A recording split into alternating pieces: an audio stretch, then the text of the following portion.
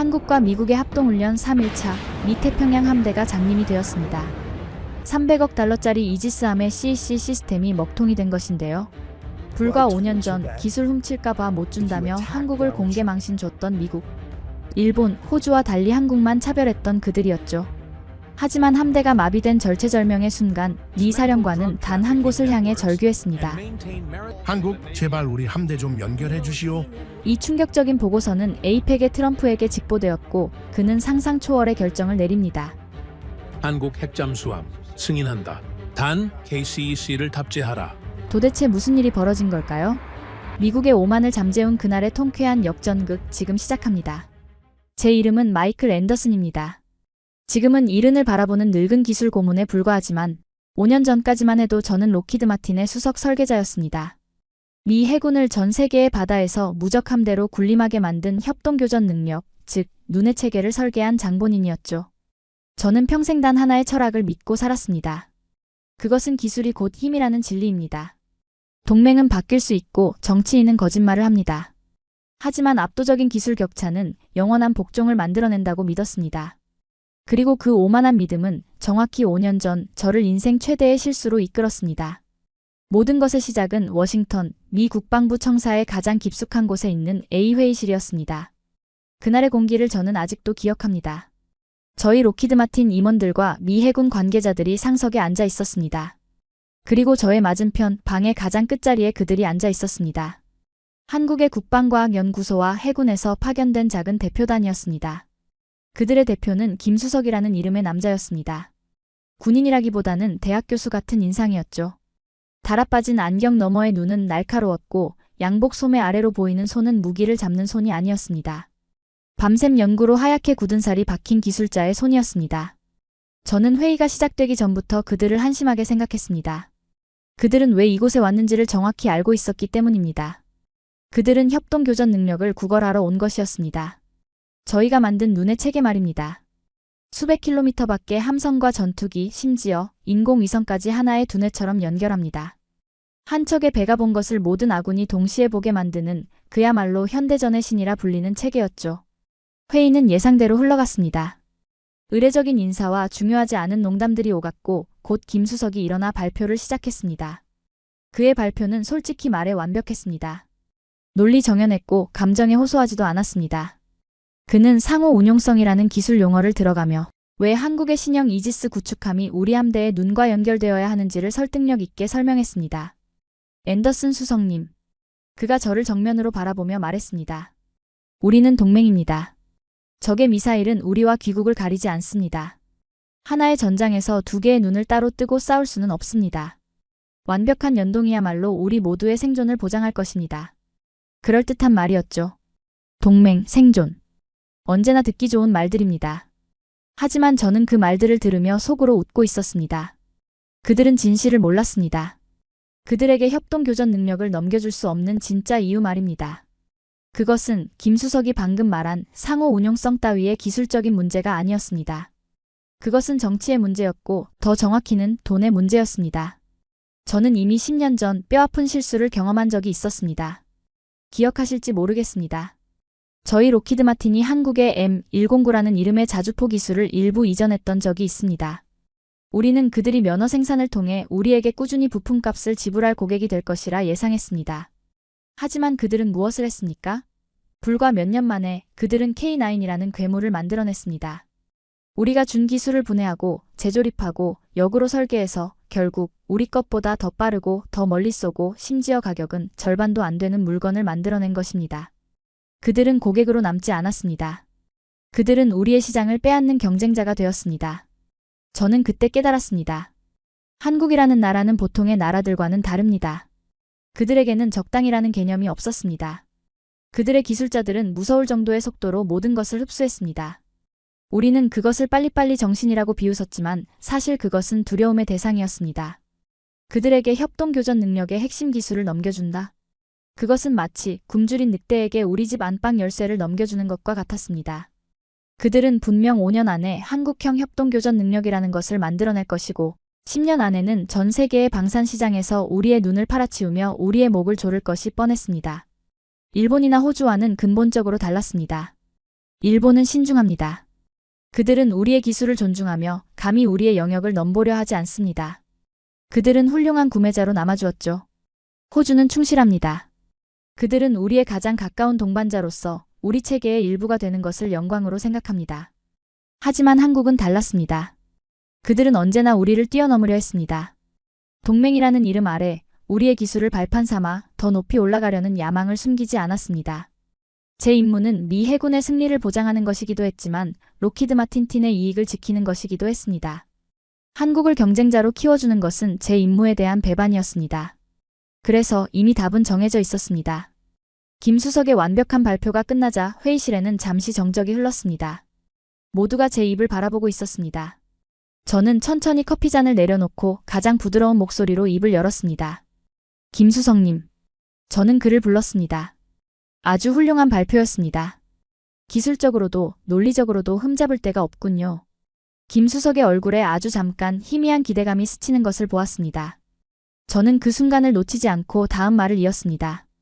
하지만 김수석님, 이 문제는 논리만으로 결정될 일이 아닙니다. 저는 잠시 숨을 골랐습니다. 그리고 방 안에 있는 모든 사람이 들을 수 있도록 명확하게 말했습니다. 솔직하게 말씀드리겠습니다. 우리는 당신들의 그 놀라운 기술 습득 속도를 신뢰할 수 없습니다. 김수석의 표정이 굳어지는 것이 보였습니다. 그는 무언가 반박하려 입을 열었지만 저는 그에게 기회를 주지 않았습니다. 당신들의 그 속도는 축복이 아니라 우리에게는 위험 부담입니다. 무슨 말씀이십니까? 김수석이 겨우 한마디 내뱉었습니다. 그의 목소리는 미세하게 떨리고 있었습니다. 일본과 호주는 승인하지 않았습니까? 우리는 지난 70년간 피를 나눈 동맹입니다. 무엇이 다르다는 것입니까? 드디어 그가 핵심을 찔렀습니다. 그리고 저는 제 경력 최악의 말을 내뱉고 말았습니다. 저는 의자 등받이에 몸을 깊숙이 기댔습니다. 그리고 회의실에 있는 모든 미국 측 인사들을 한번 둘러본 뒤 그를 향해 조소에 가까운 미소를 지어 보였습니다. 김수석님. 그들은 동반자입니다. 우리는 그들의 의도를 믿습니다. 저는 잠시 말을 끊었습니다. 그리고 얼어붙은 그의 눈을 정면으로 응시하며 제 마음속에 있던 그 잔인한 진실을 꺼내놓았습니다. 하지만 당신들은 미안하지만 아직 우리 협동교전 능력체계를 운영할 신뢰가 부족합니다. 정적이 흘렀습니다. 회의실의 공기가 얼어붙는 것 같았습니다. 그리고 일본과는 다릅니다. 그 말을 내뱉는 순간 저는 완벽한 승리를 거두었다고 생각했습니다. 더 이상의 논쟁은 없었습니다. 김수석은 아무 말도 하지 않았습니다. 그는 그저 저를 바라보고 있었습니다. 그의 눈에는 분노가 없었습니다. 굴욕감이나 슬픔도 보이지 않았습니다.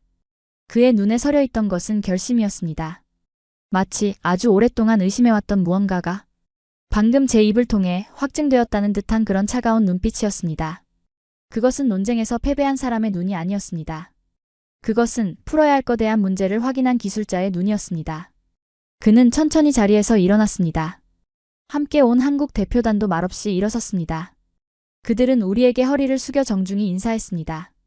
그리고 단 한마디의 항의나 변명도 없이 회의실을 나갔습니다. 육중한 문이 닫히는 소리가 들리자 회의실 안에서는 웃음이 터져나왔습니다. 제 옆에 앉아있던 해군 장성이 제 어깨를 두드리며 말했습니다. 마이클, 아주 깔끔했소. 저 오만한 친구들에게 본때를 보여줬군. 저도 따라 웃었습니다. 별 말씀을요. 어차피 저들 스스로는 절대 만들어내지 못할 물건입니다. 1년쯤 지나면 기술 이전 없이 완제품이라도 사겠다고 다시 찾아오겠죠. 우리는 승리를 자축하며 남은 커피를 마셨습니다. 저는 그날 록히드 마틴의 이익과 미국의 기술 패권을 성공적으로 지켜냈다고 생각했습니다. 하지만 저는 몰랐습니다. 그날 제가 닫아버린 그 문이 5년 뒤 환태평양 훈련 한가운데서 저의 모든 것을 무너뜨릴 거대한 태풍의 시작이었다는 것을 말입니다. 저는 그들의 신뢰를 거부했지만 사실은 제 손으로 직접 괴물을 깨운 것이었습니다. 5년 전 국방부 청사의 그 회의실 문이 닫히던 순간을 기억합니다. 저는 그들의 결심에 찬 눈빛을 보았지만 솔직히 말해 그것을 깊이 담아두지는 않았습니다. 그날 오후 저는 이미 워싱턴의 고급 식당에서 해군 장성들과 축배를 들고 있었으니까요. 마이클, 오늘 아주 통쾌했소. 저 버릇없는 아시아 국가에게 급이 다르다는 것을 확실히 보여주었지. 별 말씀을요. 그들은 곧 현실을 깨닫게 될 겁니다. 신뢰 없이는 그 어떤 첨단 무기도 고철에 불과하다는 것을요. 우리는 웃었습니다. 한국이라는 작은 변수는 그렇게 저의 승리감과 함께 비싼 포도주잔 아래로 가라앉았습니다. 저에게는 당장 일본 해상자위대에 납품할 방패체계의 개량 사업과 호주 해군의 신형 구축함에 탑재될 우리의 눈의 체계 연동 사업이 산더미처럼 쌓여 있었습니다. 돈이 되는 그리고 신뢰할 수 있는 동맹과의 중요한 사업이었죠. 한국은 제 우선순위에서 완전히 밀려났습니다. 그렇게 반년쯤 지났을까요? 저는 시애틀의 거대한 로키드 마틴 연구소에서 호주 해군 관계자들에게 차세대 눈의 체계가 얼마나 완벽하게 작동하는지 보여주는 시연회를 막 마친 참이었습니다. 관계자들의 감탄과 박수갈채를 받으며 회의실로 돌아왔을 때 제 책상 위에 얇은 보고서 한 장이 놓여 있었습니다. 동아시아 정보 분석팀에서 올린 주간 보고서에 참고 딱지가 붙은 중요도 낮은 문서였습니다. 저는 무심코 첫 장을 넘겼습니다. 제목은 한국 KCC 사업 착수 보고였습니다. KCC라니 이름 한번 촌스럽다고 생각하며 내용을 훑어보았습니다. 내용은 간단했습니다. 6개월 전 우리에게 협동교전 능력 도입을 거절당한 한국이 독자적인 교전체계 개발을 선언했다는 것입니다. 저는 실소를 금할 수 없었습니다. 독자 개발이라니 이 사람들이 지금 제정신인가? 저는 즉시 분석팀의 담당자인 피터슨을 호출했습니다. 피터슨, 이 보고서 말일세? 이거 진심인가? 네, 수석님. 사실인 것 같습니다. 한국국방과학연구소 주도로 몇몇 국내 방산업체들이 참여한 것으로 보입니다. 국내 방산업체? 그 자주포나 만들던 친구들이 정보망 교전체계를 만들겠다고? 피터슨, 우리가 이 눈의 체계를 완성하는데 몇 년이 걸렸지? 초기 개념 연구부터 따지면 거의 30년입니다. 예산은 5천억 불, 약 600조 원 이상으로 추산됩니다. 그래, 30년 하고도 600조 원이야. 그런데 고작 반년 만에 우리도 하겠다고 덤벼든다. 이건 기술에 대한 모독이나 다름없네. 저는 보고서를 구겨 쓰레기통에 던져버릴까 하다가 한 가지 흥미로운 구석을 발견했습니다. 그런데 여기 참여 기업 목록이 좀 이상하군. 대성전신이라, 세롬통신이라. 이건 민간 통신사들 아닌가? 휴대전화를 만드는 회사들이 왜 여기에 끼어있지? 피터슨이 안경을 고쳤으며 대답했습니다. 그것이 이번 사업의 핵심이라고 합니다. 그들은 자신들의 상업용 초고속 통신망 기술을 군사체계에 접목시키려 하고 있습니다. 그 말을 듣는 순간 저는 더 이상 참지 못하고 큰 소리로 웃음을 터뜨렸습니다. 회의실에 있던 제 모든 팀원이 저를 따라 웃기 시작했습니다. 상업용 통신망이라고? 이거 정말 걸작이군. 저는 눈물까지 찔끔 흘리며 말했습니다. 여러분 이거 들었습니까? 그들이 군사작전 체계를 지금 여러분이 주머니에 넣고 다니는 그 휴대전화 기술로 만들겠답니다. 세상에. 이것은 단순한 실수가 아니었습니다. 이것은 자살행위였습니다. 저는 회의실 대형 화면에 우리가 만든 눈의 체계의 기본 구조도를 띄웠습니다. 여러분, 이게 우리가 만든 군용 정보망입니다. 보십시오. 이것은 닫힌 체계입니다. 외부와 완벽하게 차단되어 있죠. 암호화 수준은 현존하는 그 어떤 연산장치로도 뚫을 수 없습니다. 전자기 충격파, 핵폭발의 방사능에도 견디도록 설계된 극도로 견고한 성벽입니다. 저는 화면을 바꿔 휴대전화 기지국들이 빽빽하게 그려진 그림을 띄웠습니다. 그런데 이게 그들이 쓰겠다는 상업용 망입니다.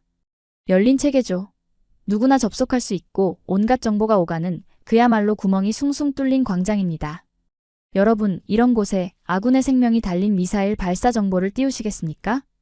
회의실은 다시 한번 웃음바다가 되었습니다. 이건 마치 은행 금고를 종이 상자로 만들겠다는 소리와 같습니다. 그들은 보안성과 연결성의 기본 개념조차 혼동하고 있는 겁니다. 저는 그들의 시도가 얼마나 어리석은지 조목조목 반박했습니다. 첫째, 보안입니다. 상업용망은 태생적으로 적의 전자공격에 취약합니다. 우리가 30년간 쌓아 올린 방화벽을 그들은 처음부터 포기하겠다는 겁니다. 적군 정보원들에게 제발 우리 군함 좀 망가뜨려 주십시오라고 대문을 열어주는 꼴입니다. 둘째, 안정성입니다. 군사작전은 1000분의 1초의 지연시간도 허용하지 않습니다. 미사일이 날아오는 순간에 옆 동네에서 축구 경기를 내려받느라 정보 전송량이 몰리면 어쩔 겁니까? 죄송합니다. 지금 망이 혼잡하여 요격할 수 없습니다. 라고 할 겁니까? 그들의 구축함이 화면이 멈추는 완충 상태라도 될 셈입니까? 제 비유에 팀원들은 배를 잡고 웃었습니다. 셋째, 내구성입니다. 우리 장비는 소금기 가득한 바닷바람, 사막의 모래 폭풍, 극지의 혹한에서도 작동합니다. 그런데 그들의 휴대전화 기지국 장비는 어떻습니까? 비바람 한 번 치면 먹통이 되고 조금만 충격을 받아도 깨져버리는 연약한 물건들입니다. 전쟁은 비단 주머니 속에서 일어나는 게 아닙니다. 저는 그들의 시도를 아마추어들의 치기 어린 장난으로 규정했습니다. 그들은 5년 전 그 자주포를 만들었던 성공 경험에 도취되어 있었습니다. 하지만 강철을 다루는 것과 정보망을 다루는 것은 차원이 다른 문제였습니다. 그것은 그들의 영역이 아니었습니다. 그건 나의 영역이었습니다. 저는 피터슨에게 지시했습니다. 이 KCC 사업 더 이상 자원을 낭비해서 추적할 필요 없네. 그냥 내버려둬. 저들은 저렇게 돈과 시간을 낭비하다가 결국 자신들의 한계를 깨닫고 2~3년 안에 우리에게 다시 찾아올 거야.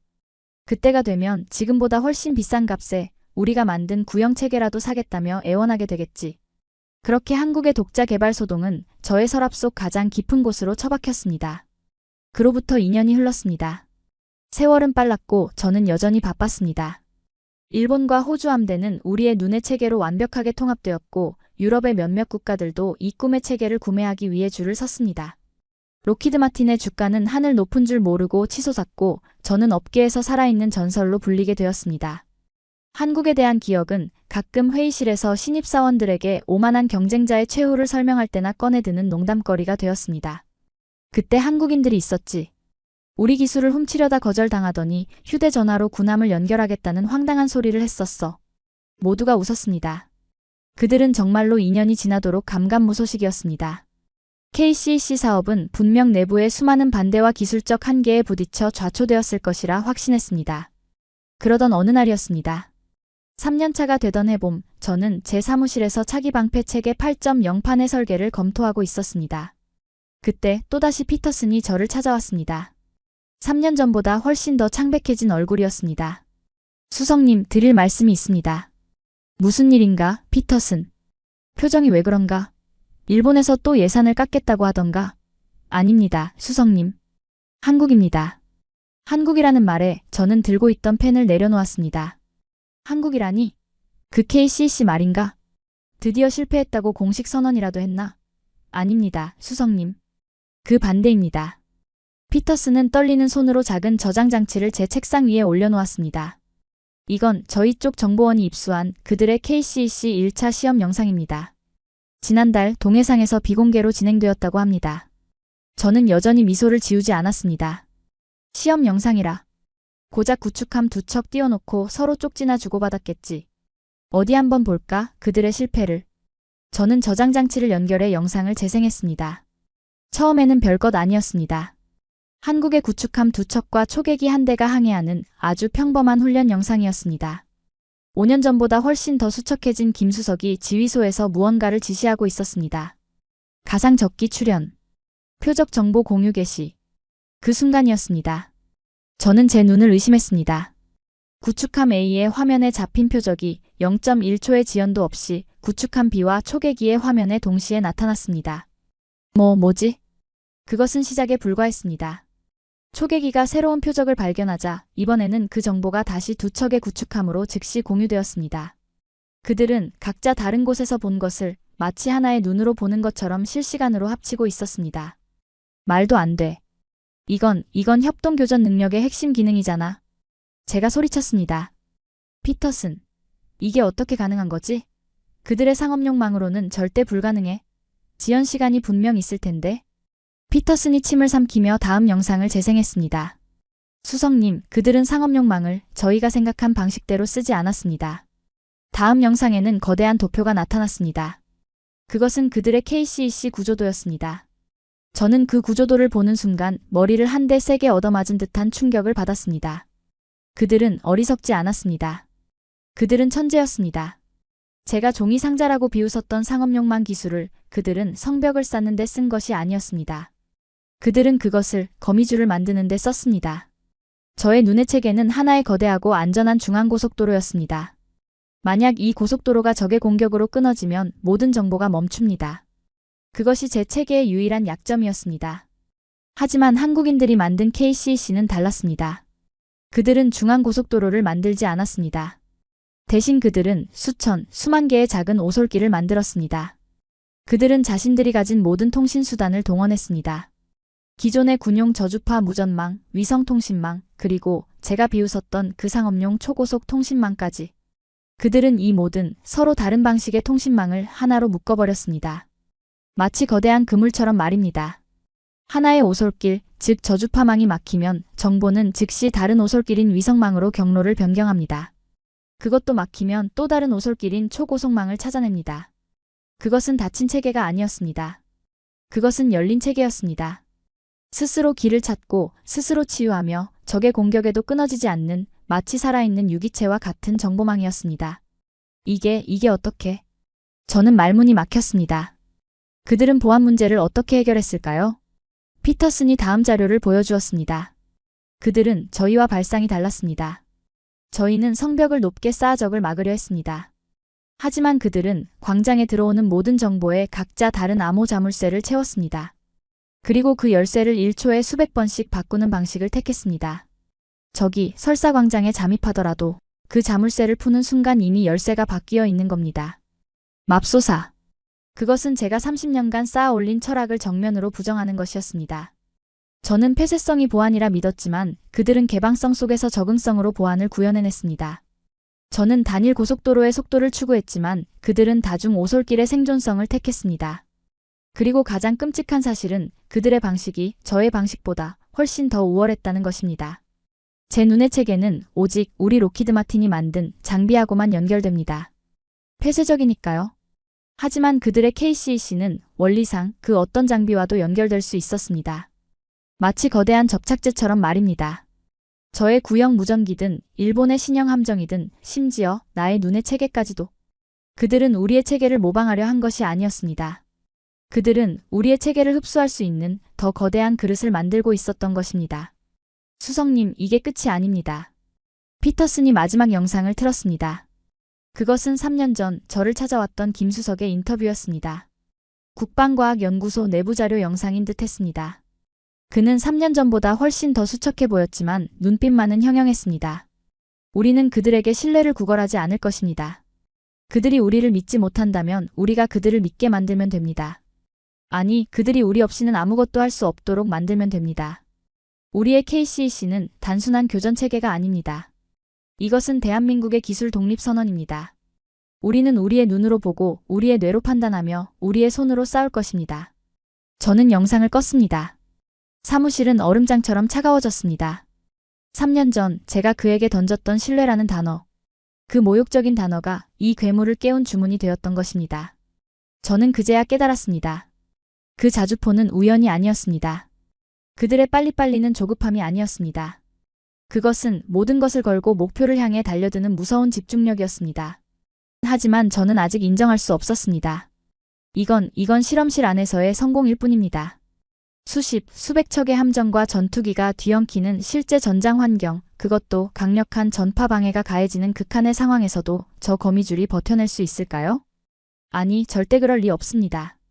저건 이론일 뿐입니다. 실제 상황은 다릅니다. 저는 아직 저의 30년이 틀리지 않았다고 믿고 싶었습니다. 저는 이 불안감을 억눌렀습니다. 피터슨. 네, 수석님. 내년에 있을 환태평양 연합훈련 계획안을 가져오게. 네. 환태평양 훈련 말입니까?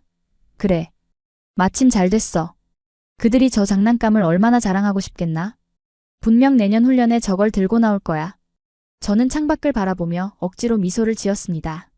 좋아. 전 세계의 해군이 지켜보는 앞에서 저 거미줄이 얼마나 허무하게 끊어지는지, 저 종이 상자가 얼마나 쉽게 불타는지 내 두 눈으로 직접 확인해줘야겠어. 앤더슨 수석님, 하지만 만약 그들의 체계가. 만약은 없네, 피터슨. 저는 소리쳤습니다. 나는 저들의 체계를 훈련 내내 완벽하게 고립시킬 걸세. 우리의 눈의 체계와는 그 어떤 연동도 허용하지 않을 거야. 그들끼리 얼마나 잘 싸우는지 어디 한번 보자고. 전 세계 앞에서 그들의 독립선언이 얼마나 공허한 메아리였는지 증명해 보이겠네.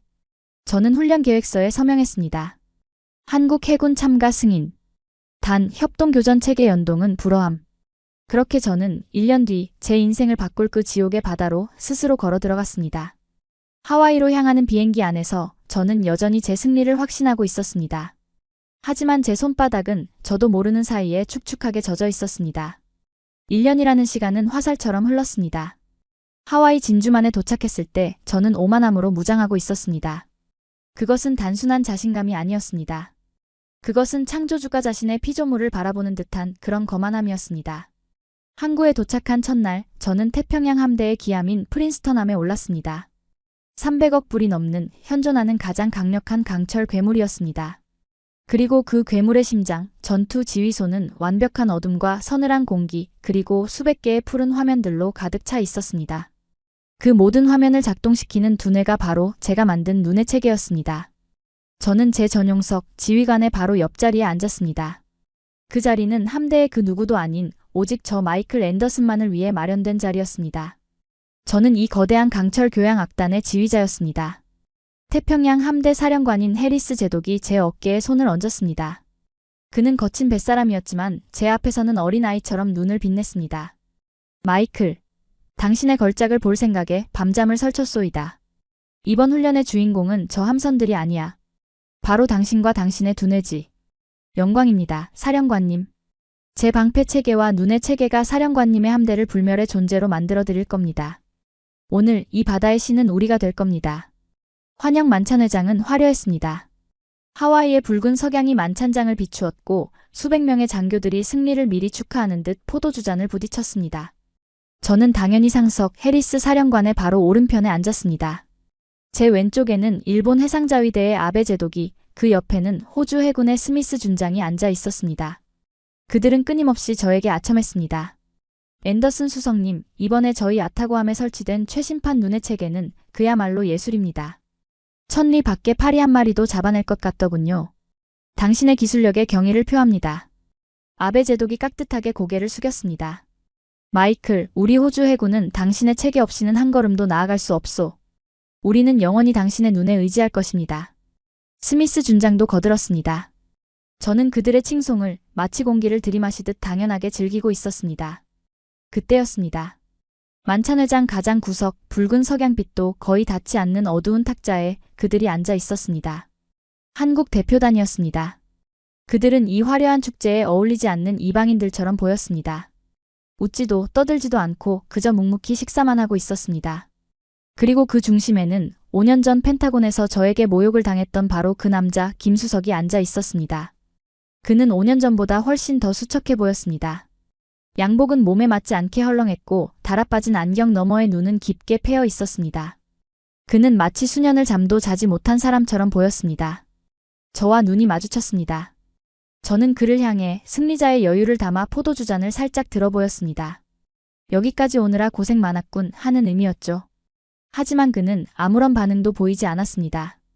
인사를 하지도 고개를 숙이지도 않았습니다. 그저 저를 관찰하고 있었습니다. 마치 곤충학자가 처음 보는 벌레를 해부대 위에 올려놓고 그 반응을 살피듯이 차갑고 건조하게 저를 꿰뚫어보고 있었습니다. 저는 기분이 불쾌해졌습니다. 감히 패배자가 승리자를 저런 눈으로 쳐다보다니. 저는 속으로 비웃었습니다. 그래, 실컷 관찰해라.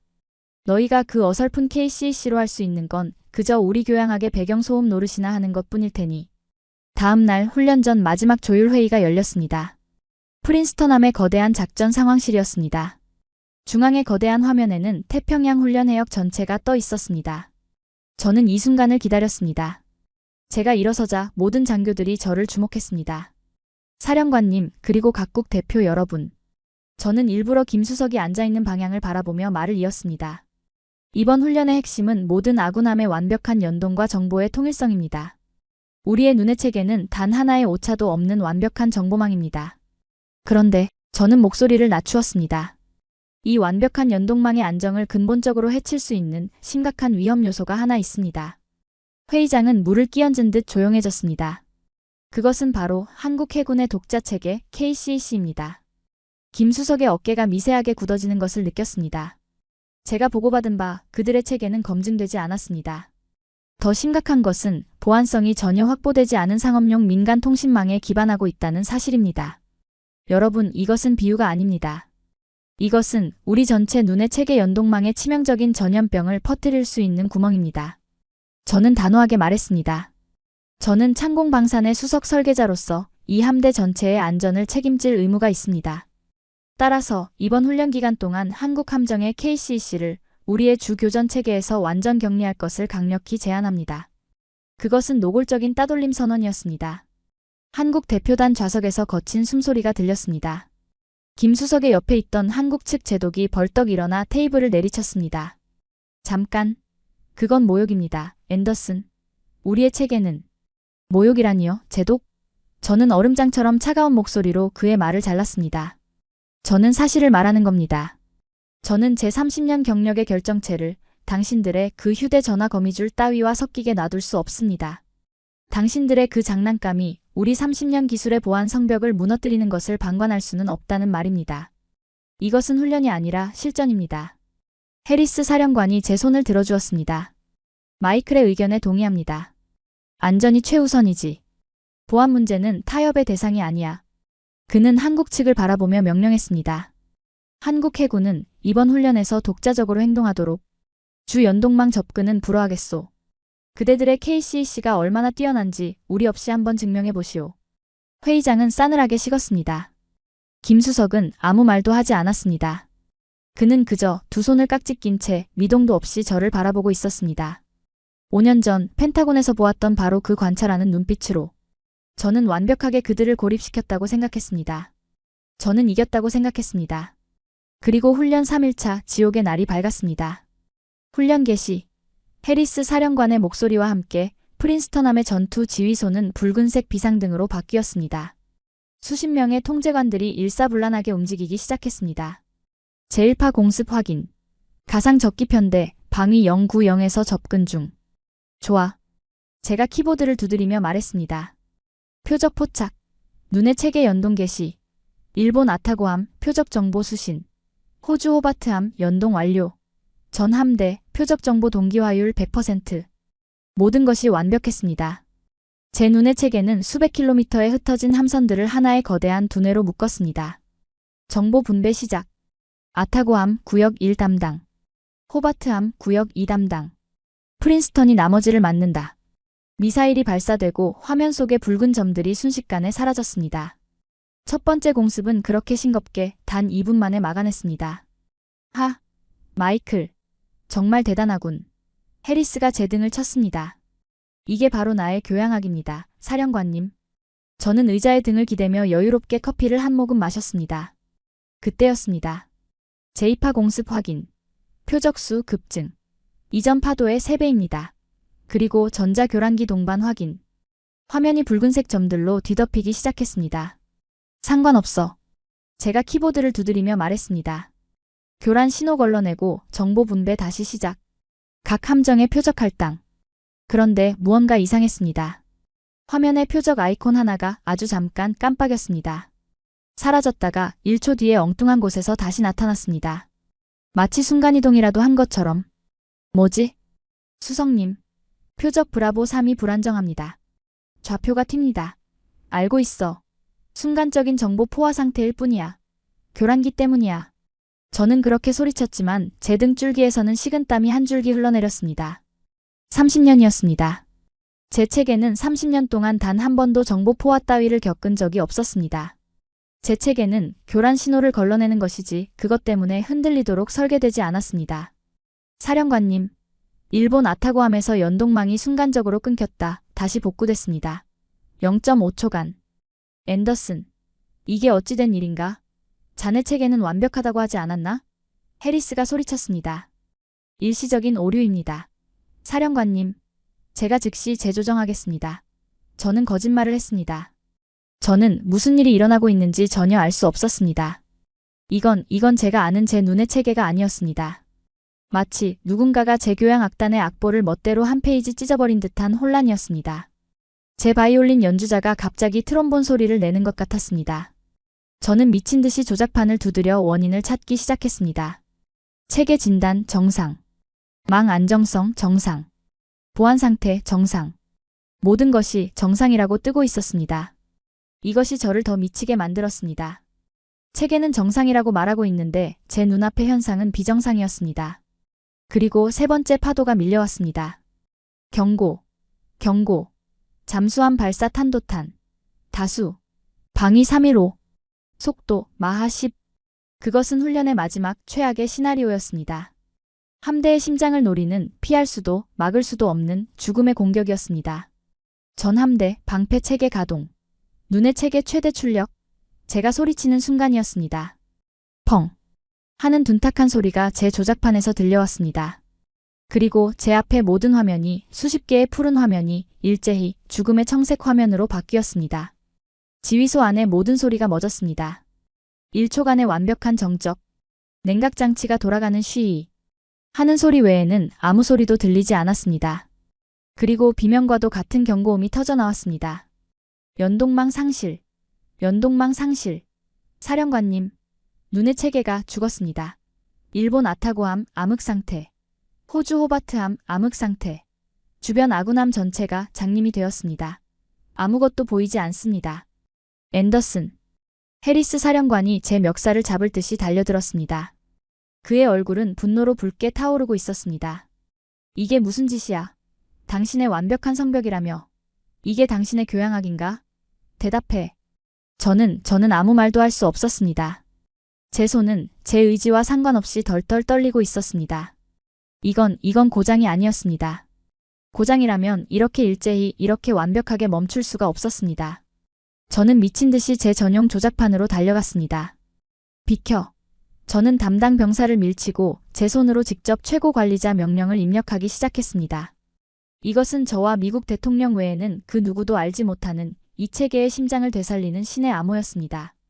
이 성을 지은 설계자만이 아는 비밀의 문이었습니다. 제 손가락이 마지막 글자를 누르고 실행 단추를 눌렀습니다. 제발, 제발, 제발. 화면에 단 두 단어가 떠올랐습니다. 접근 거부. 뭐라고? 제 피가 발끝부터 차갑게 식어가는 것이 느껴졌습니다. 잘못 입력했나? 아니, 그럴 리 없어. 30년간 써온 암호야.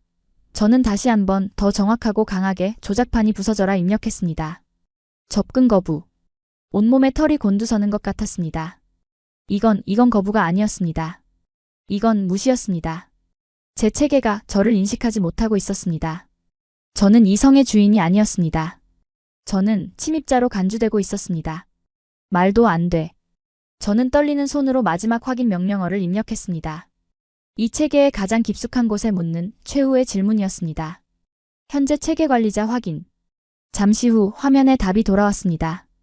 그 답을 읽는 순간 저는 숨을 쉴 수가 없었습니다. 제 심장이 멈춘 것 같았습니다. 관리자 권한 알 수 없음. 저는 비틀거리며 의자에 주저앉았습니다. 해리스 사령관이 제 어깨를 붙잡고 흔들었습니다. 앤더슨, 정신 차려. 미사일이 3분 뒤에 타격한다. 뭐라도 해봐. 저는 텅 빈 눈으로 사령관을 바라보았습니다. 그리고 제 경력에 대한 사망 선고를 제 입으로 직접 내뱉었습니다. 사령관님, 시간이 없어. 이건 고장이 아닙니다. 그럼 뭐란 말인가? 우리는 장님이 된 것이 아닙니다. 사령관님. 저는 목구멍까지 차오른 그 끔찍한 단어를 겨우 밀어냈습니다. 우리는 탈취당했습니다. 뭐라고? 누군가가 우리의 눈을 빼앗아갔습니다. 이 함대의 제어권은 이제 우리에게 없습니다. 그 순간 제 머릿속을 스쳐 지나가는 기억이 있었습니다. 3년 전 피터슨이 보여줬던 그 보고서. 상업욕망, 거미줄, 열린 체계, 모든 것을 묶어버린다. 제가 종이 상자라고 비웃었던 그것. 제가 전염병이라며 격리시켰던 그것. 저의 30년 성벽은 적의 공격에 무너진 것이 아니었습니다. 그들의 거미줄에 흡수당한 것이었습니다. 마치 거대한 바다에 떨어진 잉크 한 방울처럼 제 완벽했던 닫힌 체계는 그들의 광활한 열린망 속으로 소리도 없이 빨려 들어가 버린 것이었습니다. 제가 지연 시간이라며 비웃었던 그 깜빡임은 고장이 아니었습니다. 그것은 그들의 체계가 제 눈에 적응하고 제 뇌를 학습하던 그 과정이었던 것입니다. 그들은 제 성벽의 아주 작은 틈새로 스며들어와 제 심장부에서 성 전체를 집어삼킨 것이었습니다. 저는 공포에 질려 거대한 주 화면을 바라보았습니다.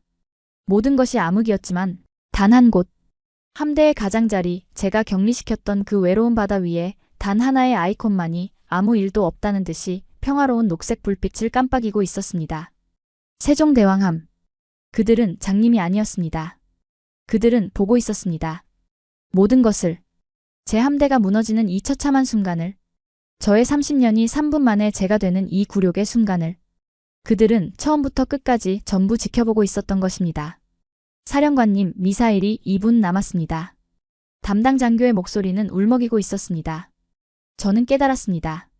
5년 전 펜타곤에서 신뢰를 운운하며 거절했던 그 순간 저는 이길 수 없는 싸움을 시작했던 것입니다. 그들의 결심에 찬 눈빛. 그것은 복수의 다짐이 아니었습니다. 그것은 저를 뛰어넘겠다는 기술자의 선언이었습니다. 그리고 저는 바로 오늘 이 태평양 한가운데서 그 선언의 결과물을 제 함대의 전멸과 함께 목격하고 있었습니다. 저는 탈취당했다는 그 끔찍한 진실을 내뱉은 채 얼어붙어 있었습니다. 전투 지휘소는 그야말로 아수라장이었습니다. 미사일 접근. 1분 50초 남았습니다. 사령관님, 통신망 전체가 마비됐습니다. 함대 간 교신이 완전히 불가능합니다. 일본 아타고함에서 긴급 보고. 자체 방어를 시도하지만 방패 체계가 응답하지 않는다고 합니다. 제 눈의 체계가 죽자 방패 체계마저 눈 감은 장님이 되어버린 것입니다. 제가 30년간 쌓아 올린 완벽한 성벽은 성문이 무너진 것이 아니었습니다. 성의 주인이 바뀌어버린 것이었습니다. 해리스 사령관은 더 이상 제게 소리치지 않았습니다. 그의 얼굴은 분노가 아니라 모든 것을 포기한 사람의 잿빛 절망으로 물들어 있었습니다. 그는 저를 마치 길거리의 벌레를 보듯 경멸어린 시선으로 한번 훑어보았습니다. 그 눈빛은 제 심장을 꿰뚫었습니다. 당신이 이 모든 것을 망쳤어. 그는 자신의 부하들에게 절규하듯 외쳤습니다. 수동. 전 함대 수동 방어로 전환하라. 당장. 불가능합니다. 사령관님. 모든 수동 제어 장치까지 응답이 없습니다. 이미 모든 제어권이 넘어갔습니다. 그때였습니다. 제 조작판 화면. 저를 접근 거부했던 그 차가운 청색 화면이 치직하는 소리와 함께 깜빡였습니다. 설마 복구되는 건가? 아니었습니다. 그것은 복구가 아니었습니다. 그것은 선언이었습니다. 암흑 같던 화면 중앙에 제가 한 번도 본 적 없는 낯설지만 단호한 글꼴로 새로운 메시지가 떠올랐습니다. 주 제어 체계 변경, KCEC. KCEC. 그 촌스러운 이름.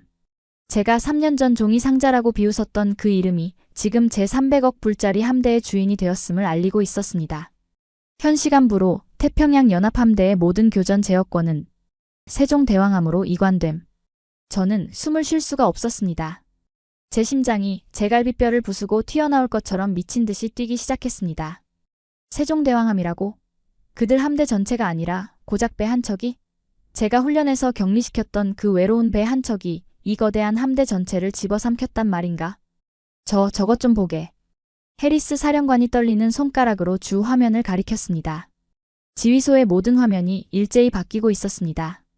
제가 설계한 복잡하고 오만했던 푸른색 화면은 사라졌습니다. 그 자리에 극도로 단순하지만 무서울 정도로 정제된 새로운 조작 화면이 떠올랐습니다. 그것은 그들의 화면이었습니다. KCC의 화면이었습니다. 그 화면은 제가 만든 화면보다 10배는 더 빨랐고 20배는 더 직관적이었습니다. 제가 평생을 바친 설계를 비웃기라도 하듯이. 맙소사. 제 입에서 신음이 터져나왔습니다. 이건 탈취나 해킹이 아니었습니다. 이건 흡수였습니다. 병합이었습니다. 3년 전 제가 거미줄이라며 비웃었던 그들의 열린 체계는 제 닫힌 성벽의 틈새로 스며들어온 것이 아니었습니다. 그들은 제 성벽을 녹여버린 것입니다. 그리고 제 성벽을 이루고 있던 강철마저 자신들의 거미줄을 이루는 재료로 삼아버린 것이었습니다. 제가 겪었던 그 깜빡임. 그것은 오류가 아니었습니다. 그것은 제 눈의 체계의 정보를 그들의 KCC가 학습하고 복제하고 동기화하던 소리 없는 침략의 과정이었습니다. 그들은 제가 전염병이라며 격리시켰을 때 그 격리된 망 안에서 조용히 제 체계의 모든 것을 학습했던 것입니다. 그리고 훈련 3일차 모든 학습이 끝난 그들은 그들의 거미줄로 제 성벽 전체를 단숨에 휘감아 집어삼킨 것이었습니다. 미사일 1분. 바로 그 순간 죽었던 화면 전체에 수백 개의 붉은 점들이 다시 나타났습니다. 아니, 이전보다 훨씬 더 선명하게. 건. 한 통제관이 소리쳤습니다. 표적입니다. 적 미사일입니다. 그런데 이전보다 10배는 더 정확하게 보입니다. 그들의 체계는 저의 눈과 일본의 눈, 호주의 눈, 그리고 자신들의 눈까지 함대에 존재하는 모든 감지 체계를 하나로 묶어 그 누구도 본 적 없는 완전한 시야를 만들어낸 것이었습니다. 제가 30년간 불가능하다고 포기했던 완전한 융합을 그들은 5년 만에, 그것도 그들의 휴대전화 기술을 바탕으로 이루어낸 것이었습니다. 저는 깨달았습니다. 우리는 구원받은 것이 아니었습니다. 우리는 완벽하게 제압당했습니다. 300억 불짜리 미 해군의 자존심인 제 프린스턴함은 이제 거대한 단말기에 불과했습니다. 세종대왕함이라는 거대한 뇌에 연결된 수많은 손가락 중 하나가 되어버린 것입니다. 사령관님, 통제관이 해리스를 바라보며 외쳤습니다. 명령이 내려오고 있습니다. 주 화면에 그들의 언어와 우리의 언어가 동시에 표시되었습니다. 표적 할당 완료.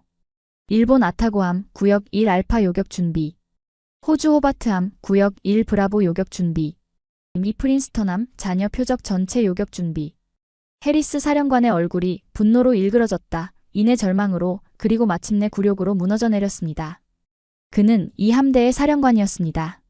하지만 지금 그의 함선은 그의 허락도 없이 낯선 자의 명령을 받고 있었습니다. 그의 통제관들은 이제 그의 부하가 아니라 세종대왕함의 하수인이 되어버렸습니다. 미사일 45초. 해리스는 이를 악물었습니다. 그는 선택해야 했습니다. 사령관으로서의 자존심을 지키며 이 함대와 함께 수장될 것인가? 아니면 굴욕을 삼키고 저 미지의 주인에게 복종하여 살아남을 것인가? 그는 미 해군의 제독이었습니다. 그는 주먹으로 조작판을 내리쳤습니다. 쾅하는 굉음이 지휘소를 울렸습니다. 젠장. 그는 거칠게 숨을 몰아쉬더니 함대 전체 공용 통신망 마이크를 잡았습니다. 그의 손이 사시나무처럼 떨리고 있었습니다. 저는 그가 무슨 말을 하려는지 알았습니다. 알고 싶지 않았습니다. 미 해군 역사상, 아니 세계 해군 역사상 이런 치욕은 존재하지 않았습니다. 여기는 프린스턴. 함대 사령관이다. 그의 목소리는 갈라져 있었습니다. 마치 마른 모래를 삼킨 사람처럼. 세종대왕함 들리는가? 정적이 흘렀습니다. 세종대왕함은 대답하지 않았습니다. 그 정적은 말할 가치도 없다는 듯한 오만한 침묵처럼 느껴졌습니다. 미사일 30초. 해리스는 눈을 감았습니다. 그리고 그 역사적인 굴욕의 단어들을 내뱉었습니다. 귀함의 통제하에 그는 말을 잇지 못했습니다. 숨을 헐떡였습니다. 발사 허가를 요청한다. 그의 마지막 외침은 명령이 아니라 비명이었습니다. 지휘소의 모든 공기가 얼어붙었습니다. 미 태평양 함대의 사령관이 자신의 기함에서 자신의 함대를 지키기 위해 5년 전 제 상사들이 신뢰할 수 없다고 모욕했던 그 작은 나라의 함장에게 발사 허가를 구걸하고 있었습니다. 저는 차라리 저 미사일에 맞아 죽는 것이 낫다고 생각했습니다. 이 순간을 목격하느니 그때였습니다. 지휘소 전체에 아주 차분하고 놀라울 정도로 침착하며 그래서 더 잔인하게 들리는 한 남자의 목소리가 울려 퍼졌습니다. 그것은 5년 전 펜타곤에서 만났던 그 김수석의 목소리가 아니었습니다. 그것은 더 젊고 강철 같은 자신감으로 가득 찬 세종대왕함 함장의 목소리였습니다. 프린스턴 허가한다. 그 목소리에는 어떠한 감정도 실려있지 않았습니다. 승리감도 조롱도 자비도 없었습니다. 그저 이미 정해진 순리를 따르라는 듯한 냉정한 사실의 통보였습니다. 요격자료 전송 완료. 발사하라. 그 말이 끝나기가 무섭게 제 방패 체계는 제 의지와는 상관없이 스스로 깨어났습니다. 요격 미사일 발사. 자동 발사. 전 함대 일제히 발사. 화면에는 수십 개의 아군 미사일이 그들의 KCC가 지시한 좌표를 향해 완벽한 궤적을 그리며 날아가는 모습이 마치 불꽃놀이처럼 펼쳐졌습니다. 쾅. 수백 개의 붉은 점들이 단 하나의 오차도 없이 하늘에서 삭제되었습니다. 표적 전멸. 한 통제관이 넋이 나간 목소리로 보고했습니다. 지휘소에는 다시 정적이 찾아왔습니다. 우리는 살아남았습니다. 하지만 우리는 패배했습니다. 아니, 이건 패배라는 단어로도 부족했습니다. 우리는 종속되었습니다. 저는 그제야 5년 전 김수석의 그 결심에 찬 눈빛의 의미를 온몸으로 깨달았습니다. 그들은 우리를 이기려 한 것이 아니었습니다. 우리를 뛰어넘으려 한 것도 아니었습니다. 그들은 우리를 그들의 일부로 만들려고 했던 것입니다. 저는 그 지옥의 훈련이 끝난 직후 폐잔병처럼 하와이의 작은 숙소에 사실상 감금되어 있었습니다. 해리스 사령관은 저를 군사재판에 회부하겠다고 으름장을 놓았습니다. 제 30년 경력은 그렇게 끝나는 듯 했습니다. 그런데 사흘째 되던 날 검은 양복을 입은 사내들이 저를 찾아왔습니다. 앤더슨 수석. 대통령님의 호출입니다. 대통령님? 지금 즉시 저희와 함께 이동하셔야겠습니다. 저는 넋이 나간 사람처럼 그들을 따라 나섰습니다. 제가 도착한 곳은 아시아 태평양 경제협력체 정상회의가 열리고 있는 필리핀의 한 호텔. 삼엄한 경비가 펼쳐진 대통령 전용 귀빈실이었습니다. 문이 열리자 트럼프 대통령이 성난 사자처럼 방 안을 서성이고 있었습니다. 그의 손에는 1급 기밀 도장이 찍힌 바로 그 환태평양 훈련 결과 보고서가 들려 있었습니다. 저를 보자마자 그는 들고 있던 보고서를 제 얼굴을 향해 그대로 집어 던졌습니다. 마이클. 그의 고함에 방 전체가 울리는 것 같았습니다. 이게 도대체 무슨 짓거리야? 당신 보고서 방금 다 읽었어. 대통령님, 그건. 닥쳐. 그는 제 앞으로 성큼성큼 다가왔습니다. 우리 함대 전체가, 미 태평양 함대 전체가 고작 한국 배 한 척에 해킹당했다고? 대통령님, 그건 해킹이 아니라. 닥치라고 했지. 창공 방사는 멍청이들이야. 내가 그 빌어먹을 눈의 체계에 처바른 돈이 얼만 줄 알아? 그런데 그게 그 작은 나라의 거미줄 따위에 잡혀먹혔다고? 그는 정확히 꿰뚫어보고 있었습니다. 당신들이 30년간 삽질할 동안 그들은 5년 만에 우리 걸 뛰어넘었어. 아니, 집어삼켰어. 이게 현실이야, 마이클. 당신은 졌어. 완벽하게. 저는 고개를 숙일 수밖에 없었습니다. 대통령님, 처분을 기다리겠습니다. 트럼프 대통령은 놀랍게도 갑자기 웃음을 터뜨렸습니다. 허. 그는 창밖을 내다보았습니다. 창밖으로는 방금 막 정상회의를 마친 듯한 한국의 대통령이 보좌관들과 함께 걸어 나오고 있었습니다. 트럼프는 그 모습을 보며 섬뜩한 미소를 지었습니다. 저들을 봐, 마이클. 5년 전만 해도 우리한테 기술이나 구걸하던 친구들이었지. 그런데 이젠 우리 목줄을 쥐고 있어. 그는 다시 저를 돌아보았습니다. 나는 멍청한 패배자는 싫어하지만 이기는 편에 서는 건 아주 좋아하거든. 무슨 말씀이신지. 방금 내가 한국 대통령에게 아주 큰 선물을 하나 줬네. 그는 책상 위에 붉은색 결제 서류를 가리켰습니다. 그 서류의 제목을 읽는 순간 저는 제 눈을 의심했습니다. 대한민국 해군 핵추진 잠수함 건조 기술 이전 및 운용 승인. 핵잠수함이라고요? 대통령님. 그건 안 됩니다. 그들에게 핵잠수함까지 쥐어주면. 시끄러워. 트럼프가 다시 소리쳤습니다. 멍청아. 아직도 상황 파악이 안 돼? 우리가 그들을 막는데 돈을 쓰느니 그들이 직접 우리 적들을 막게 하는 게 100배는 더 싸게 먹히는 거야. 그들은 그걸 증명해 보였어. 환태평양 훈련에서. 저는 할 말을 잃었습니다. 그는 패배를 거래로 바꾸고 있었습니다. 하지만 조건이 있어. 그가 다시 저를 똑바로 쳐다보았습니다. 그의 눈은 차가운 사업가의 눈이었습니다. 이건 창공방산에도 내리는 명령이야. 우리가 앞으로 건조할 차세대 버지니아급 핵잠수함 말이야. 네, 대통령님. 그 잠수함에 두네 마리지. 트럼프는 제 어깨에 손을 턱 얹었습니다. 그리고 제 경력에 대한 완벽한 사망 선고를 내렸습니다. 당신들의 그 빌어먹을 눈의 체계는 전부 뜯어내. 네. 그리고 그 자리에 한국의 KCC를 설치해. 대통령님, 그건. 알아들어? 연동이 아니야. 대체야. 앞으로 미 해군 핵잠수함의 주 운영체계는 한국의 KCC가 될 거다. 저는 그 자리에 무릎이라도 꿇고 싶었습니다. 미 해군의 심장. 전 세계 바다의 지배자. 그 가장 은밀하고 강력한 무기인 핵잠수함의 뇌를 제가 5년 전 신뢰할 수 없다고 모욕했던 그 나라의 기술로 채우라는 명령이었습니다. 그것은 단순한 패배가 아니었습니다. 그것은 기술 식민지가 되겠다는 항복 선언이었습니다. 마이클. 트럼프가 제 굳은 어깨를 두드렸습니다. 이제부터 당신의 임무는 그 김수석이라는 친구에게 가서 어떻게 하면 우리가 그들의 위대한 거미줄의 일부가 될 수 있는지 얌전하게 배워오는 거야. 알아들었나?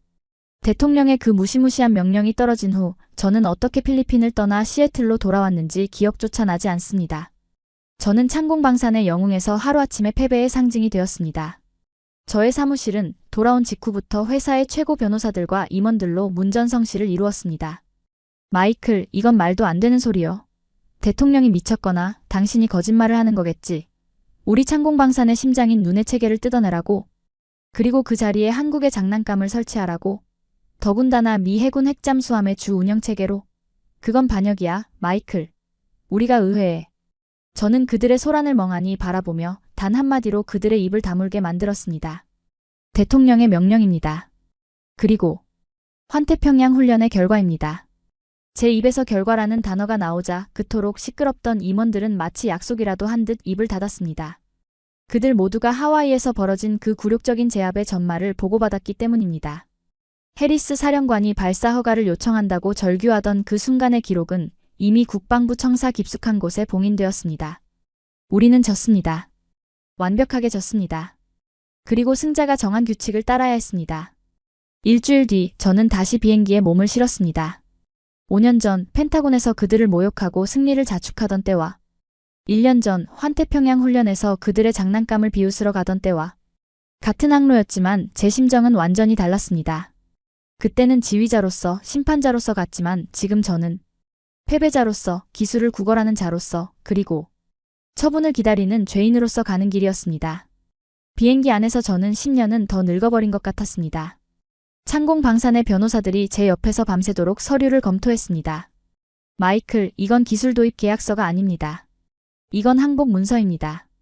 핵잠수함의 주 운영 체계를 넘긴다는 것은 우리의 모든 비밀 통로와 약점을 그들에게 공개하겠다는 뜻입니다. 이게 무슨... 닥치시오. 제가 그들의 말을 잘랐습니다. 지금 우리에게 선택권이 있다고 생각합니까? 그들은 아무 말도 하지 못했습니다. 선택권. 그것은 승리한 자의 사치였습니다. 한국의 인천공항에 내렸을 때 저는 5년 전과 완전히 다른 공기를 느꼈습니다. 그때는 저를 마중 나온 수많은 군 관계자들과 의전 차량이 있었지만 이번에는 낡은 검은색 승용차 한 대가 저를 기다리고 있었습니다. 운전기사는 저에게 목례만 하고는 아무 말도 하지 않았습니다. 우리는 군부대로 가지 않았습니다. 국방부 청사로 가지도 않았습니다. 차는 판교라는 곳으로 향했습니다. 제가 저번에 피터슨의 보고서를 비웃으며 휴대전화 운운했던 바로 그 상업용망의 심장이었습니다.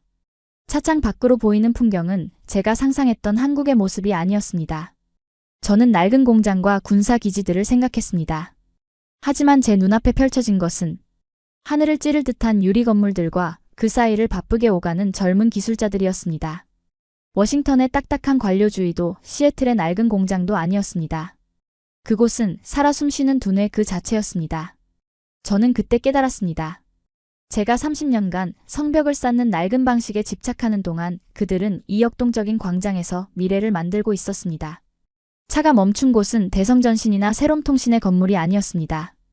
하나와 LIG라는 이름이 붙은 거대하지만 위압적이지 않은 연구소 건물이었습니다. 저는 차에서 내려 변호사들과 함께 로비로 들어섰습니다. 5년 전 펜타곤의 그 춥고 거대한 회의실과는 정반대였습니다. 이곳은 따뜻한 조명과 활기찬 분위기로 가득했습니다. 마치 대학 연구실 같았습니다. 앤더슨 수석님. 저를 부르는 목소리에 고개를 들었습니다. 그가 서 있었습니다. 5년 전 펜타곤에서 저에게 굴욕을 당했던, 3년 전 환태평양 훈련에서 제게 관찰당했던 김수석이었습니다. 그는 5년 전과 똑같은 달아빠진 안경을 쓰고 있었습니다. 하지만 그는 더 이상 수척해 보이지 않았습니다. 그의 눈은 5년 전의 그 결심에 찬 눈빛이 아니었습니다. 그것은 모든 것을 이룬 자의 차분하고 심연처럼 깊은 평온함이었습니다. 그는 제게 다가와 뜻밖에도 손을 내밀었습니다. 오랜만입니다, 앤더슨 수석님. 먼 길 오시느라 고생 많으셨습니다. 저는 기계적으로 그 손을 잡았습니다. 그의 손은 5년 전처럼 기술자의 손이었지만 이제는 그 손에서 권력이 느껴졌습니다. 김수석.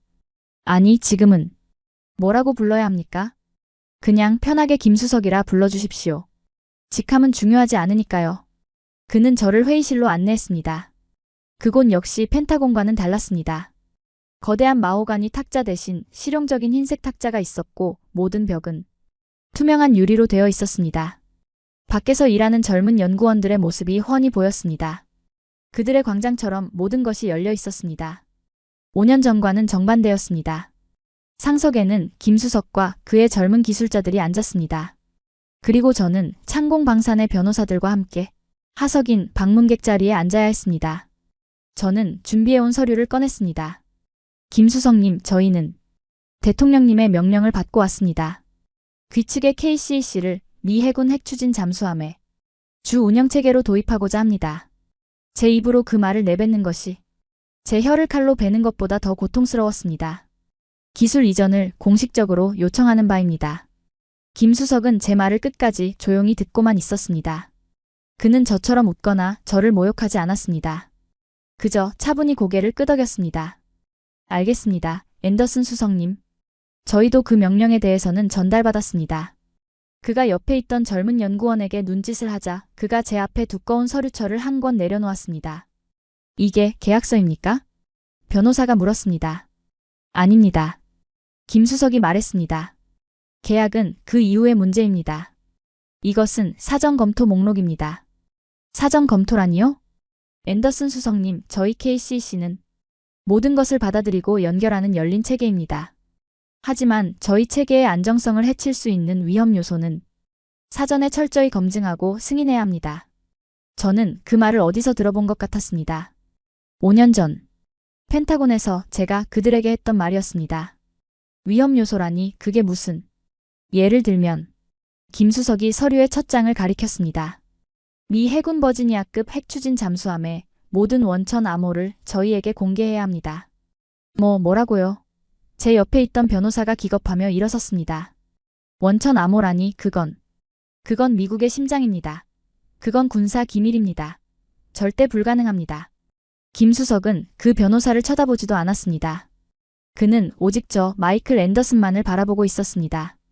저희 KCC가 귀측 잠수함의 뇌가 되려면 그 몸이 어떻게 움직이는지 완벽하게 알아야 합니다. 뇌가 몸을 신뢰할 수 없다면 그 잠수함은 바다 밑에 고철이 될 뿐입니다. 그렇지 않습니까, 앤더슨 수석님? 저는 떨리는 목소리로 겨우 대답했습니다. 하지만 우린 동맹이지 않습니까? 이럴 필요까지. 동맹이요? 김수석이 처음으로 희미하게 웃었습니다. 그것은 5년 전 제가 그에게 지어보였던 그 조소와 닮아 있었습니다.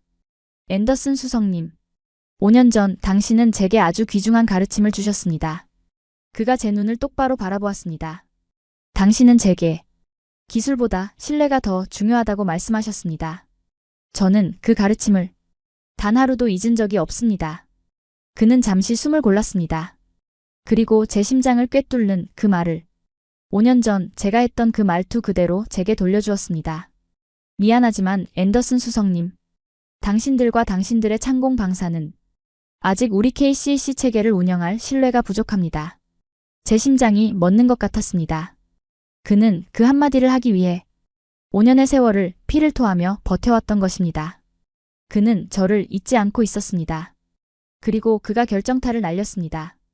저는 일본과는 다릅니다. 저는 아무 말도 할 수 없었습니다. 제 옆에 변호사들도 마치 마법에 걸린 것처럼 입을 다물었습니다. 완벽한 굴욕이었습니다. 완벽한 복수였습니다. 저는 무너져 내리는 자존심을 겨우 붙잡고 물었습니다. 그럼 우리가 어떻게 하면 그 신뢰를 얻을 수 있습니까? 김수석은 기다렸다는 듯이 서류철의 마지막 장을 넘겼습니다. 그것은 계약서가 아니었습니다. 그것은 교육과정표였습니다. 간단합니다. 그가 말했습니다. 배우시면 됩니다. 배우다니요? 저희 KCC는 당신들의 낡은 성벽과는 철학이 다릅니다. 이 광장의 규칙을 처음부터 다시 배우셔야 합니다. 귀측의 수석 설계자가 직접 말입니다. 그는 제 앞에 작은 플라스틱 카드를 한 장 밀어놓았습니다. 그 카드에는 제 이름이 적혀 있었습니다. 그리고 그 아래 제 새로운 직함이 적혀 있었습니다. 교육생, 기술연수과정. 김수석이 차분한 목소리로 말했습니다. 앤더슨 수석님. 아니, 앤더슨 교육생님. 이것은 귀하의 6개월간의 임시 출입증입니다. 첫 교육은 다음 주 월요일 아침 8시 정각입니다. 이곳 판교에서 말입니다. 늦지 마십시오. 저는 떨리는 손으로 그 교육생 출입증을 집어들었습니다. 5년 전 제가 창공방산의 수석 설계자라고 뽐내던 그 손이었습니다. 30년의 경력, 눈의 체계를 만든 창조주, 살아있는 전설이라 불리던 저 마이클 앤더슨은 결국 5년 전 제가 신뢰할 수 없다고 모욕했던 그 나라의 기술자들에게 가장 기초적인 기술부터 배우기 위해 출근해야 하는 한낱 교육생이 되어버린 것입니다. 저는 그 결심에 찼던 눈빛을 이길 수 없었습니다. 그것은 단순한 복수가 아니었습니다. 그것은 그들의 완벽한 기술 독립선언이었고 저의 완벽한 기술적 항복이었습니다. 여러분, 5년 전 신뢰가 부족하다며 우리를 모욕했던 미국이 이제는 당신들 신뢰가 부족하니 판교로 출근하라는 말을 듣게 된 이 순간 어떤 생각이 드셨습니까? 이것은 단순한 기술 승리가 아닙니다. 오만함으로 우리를 차별했던 자들에게 굴욕을 100배로 되갚아준 완벽한 복수극이었습니다. RIMPAC에서의 완벽한 제압은 APC에서의 기술적 항복을 이끌어냈고 이제 대한민국의 KCC는 미국의 심장인 핵잠수함마저 통제하는 세계 표준이 되었습니다. 이 자랑스러운 이야기에 공감하신다면 좋아요와 공유로 우리의 위상을 널리 알려주십시오. 영상 속에서 가장 통쾌했던 순간은 언제였나요? 미 사령관이 발사 허가를 요청한다 고 외친 순간? 5년 전 그 대사를 당신들은 신뢰가 부족합니다 라고 그대로 돌려준 순간? 여러분의 생각을 댓글로 남겨주세요.